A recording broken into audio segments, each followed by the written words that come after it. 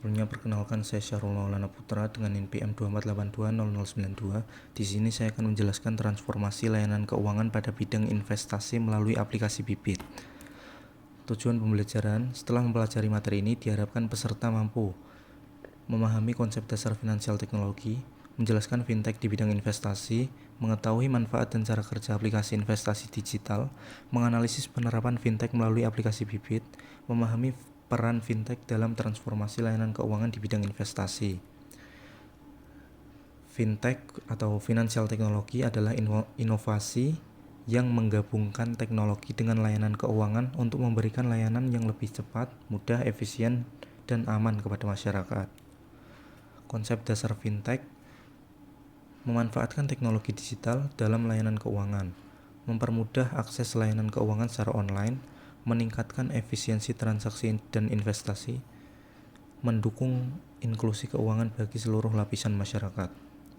Tujuannya: mempermudah aktivitas keuangan, menghemat waktu dan biaya transaksi, meningkatkan akses masyarakat terhadap layanan keuangan, mendorong transformasi digital di sektor keuangan. Jenis-jenis financial technology: jenis fintech, payment, fungsinya untuk pembayaran digital, contohnya Dana, OVO, GoPay. Kemudian lending, fungsinya untuk pinjaman online, contohnya Amarta dan Modalco. Kemudian crowdfunding, fungsinya penggalangan dana, contoh aplikasi Kitabisa. Insurtech, untuk layanan asuransi digital, contohnya Koala. Investment, fungsinya untuk investasi, contohnya Bibit. Contoh aplikasinya Bibit, Ajaib, Stockbit. Fintech investment fintech merupakan layanan keuangan berbasis teknologi yang memudahkan masyarakat untuk melakukan investasi secara digital melalui aplikasi atau platform online. Melalui fintech investasi, pengguna dapat membeli berbagai instrumen investasi kapan saja dan di mana saja tanpa harus datang ke perusahaan, sekuritas, atau lembaga keuangan. Manfaat fintech sendiri: yang pertama, mempermudah proses investasi secara online. Kedua, modal investasi relatif terjangkau bagi semua kalangan. Ketiga, transaksi dapat dilakukan kapan saja dan di mana saja. Yang keempat, memudahkan pemantauan portofolio secara real time. Yang kelima, menyediakan berbagai pilihan produk investasi. Yang keenam, membantu meningkatkan literasi dan inklusi keuangan masyarakat. Cara kerja investment fintech: yang pertama, kita melakukan registrasi, kemudian verifikasi, lanjut ke profil risiko, kemudian kita melakukan deposit, selanjutnya bisa melakukan investasi, dan setelah itu kita bisa pantau portofolio kita. Contoh implementasi investment fintech: seorang mahasiswa memiliki dana sebesar 100.000 setiap bulan dan ingin mulai berinvestasi. Dengan menggunakan Bibit, mahasiswa tersebut dapat membuka akun secara online, memilih produk investasi sesuai profil risiko, mulai berinvestasi dengan modal yang terjangkau, dan memantau perkembangan investasi melalui smartphone atau HP. Hasil investasi menjadi lebih mudah, praktis, dan dapat membantu mencapai tujuan keuangan jangka panjang.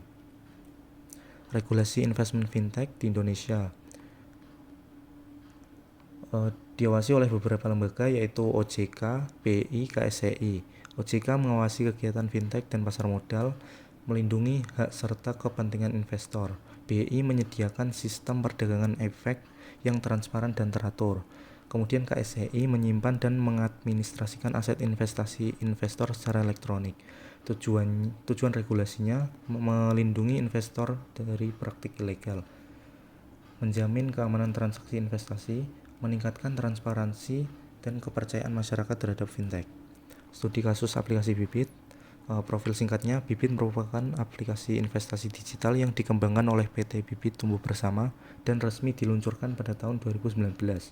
Bibit dirancang untuk membantu masyarakat, khususnya investor pemula, agar dapat berinvestasi dengan mudah melalui teknologi digital.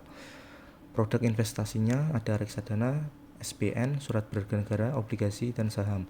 Target penggunanya: investor pemula, mahasiswa, karyawan, atau masyarakat umum yang mau mulai berinvestasi.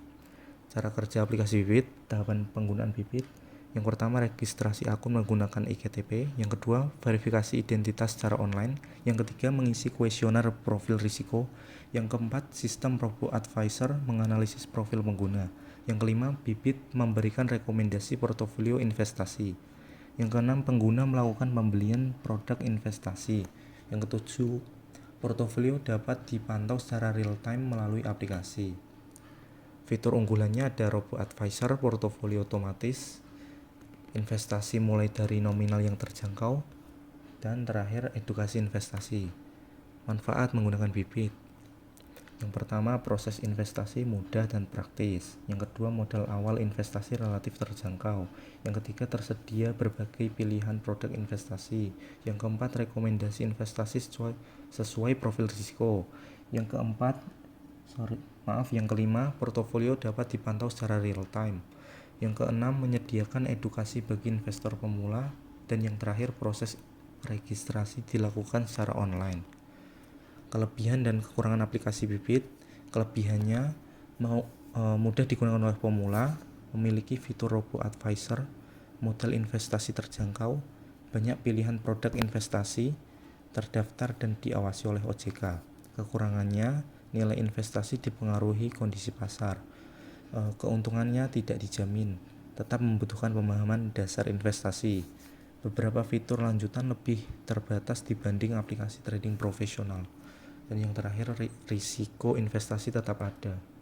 Analisisnya secara keseluruhan, Bibit merupakan platform investasi digital yang cocok bagi pemula karena menawarkan kemudahan penggunaan, fitur edukasi, serta rekomendasi investasi yang sesuai dengan profil risiko pengguna.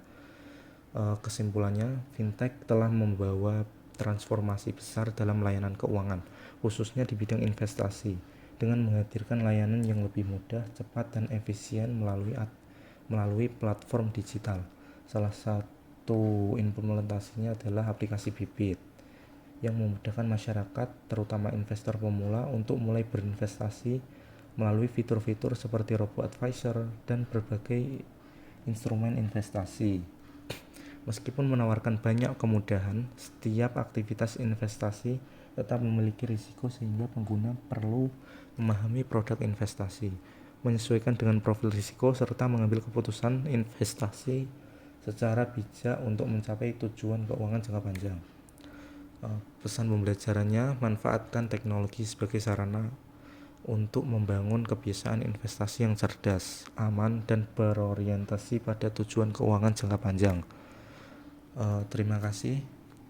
Mohon maaf bila ada kurangnya dari saya, lebihnya dari Allah. Terima kasih. Wassalamualaikum warahmatullahi wabarakatuh.